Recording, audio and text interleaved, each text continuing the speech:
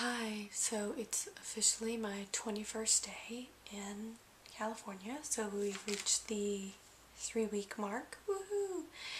And the only reason I'm even making a video tonight is because if I don't, I know that Zach Castle is going to get on to me.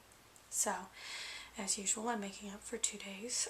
Yesterday was Monday, and the beginning of my first full week as a nanny because last week I had a few days off. Yesterday wasn't too bad. Had some funny moments with my kids. Um, Kids are funny. And I also decided to start, I started my project, my 26 days, 26 poems. And that's been really interesting and kind of hard because for me, poetry is a lot like songwriting and it's a lot like singing. For example, it's very hard for me to sing to someone just to them, unless it's someone I know very, very well. In fact, like singing in public, I prefer to be on stage with the stage lights so bright that I can't see the crowd, because to me there's something so much more intimate about singing to someone as opposed to just talking to them. And I'm not really sure why, because if I were doing a play and I accidentally made eye contact with one of the audience members, it wouldn't bother me. I would just keep going, and I don't mind being seen when I'm just acting or when I'm just being, but for some reason it's very hard for me to deal with being seen when I'm singing, which is why, like, the one video in which I am singing a couple of weeks ago actually now, when I did the Cinderella song, you notice that it's not video, it's just audio, because I have this weird thing about people seeing me when I sing. I don't know what to tell you.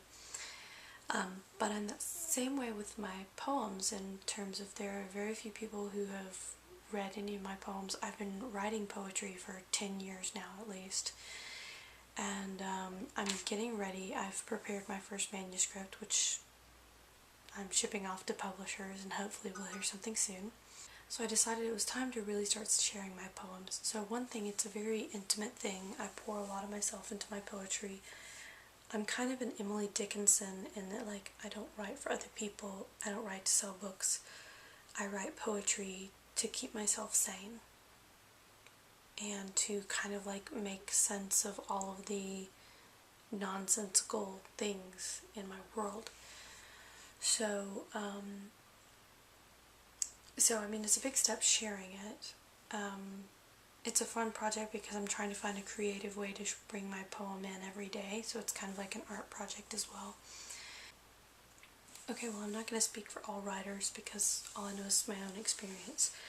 I've had storylines and concepts stolen by other people. I wrote out my life's creed, and I did it in a very artistic way, and I took a picture of it and put it on Facebook. And I actually remember finding that picture without any accreditation on someone's Instagram, like months later.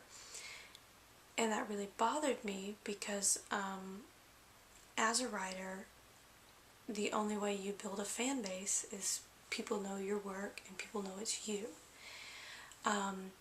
If you just write and you publish things anonymously and that's all you want, that's great. But if you're like me and you want to make a career out of it, you have to have your name on things. For example, there's 2 poets whom I believe they're absolute wordsmiths. I love them. Christopher Poindexter and Tyler Knott Gregson. And both of them have a very unique style in terms of when you're reading it, you generally can, even before you read the name at the bottom, you know who wrote it. But at the same time, there's always a name at the bottom, so you know who wrote it and you become familiar with their work. And sometimes, I know Tyler Knott Gregson has a book that just came out recently, which is on my wish list. And, you build an audience through that. And so it's very hard to then take your words and put them out into the global community, because the crazy thing about the internet is it really is the final frontier. It's our Wild West. People can take your picture and do terrible things with it. People can take your picture and basically steal your identity, catfish. People can take the words that you've written and claim them for themselves, you know. And so, I mean, it's kind of like, as a writer, you pour yourself into these verses, and then someone just takes them away. It's like someone taking away your child. So there's some nervousness going into this project, but I'm hoping that all of my fears are proven false. So that was yesterday. Today I went in with that as well. Today was not the best day for being a nanny. 13-month-old had a meltdown today. So I'm going to get some sleep, and I will see you.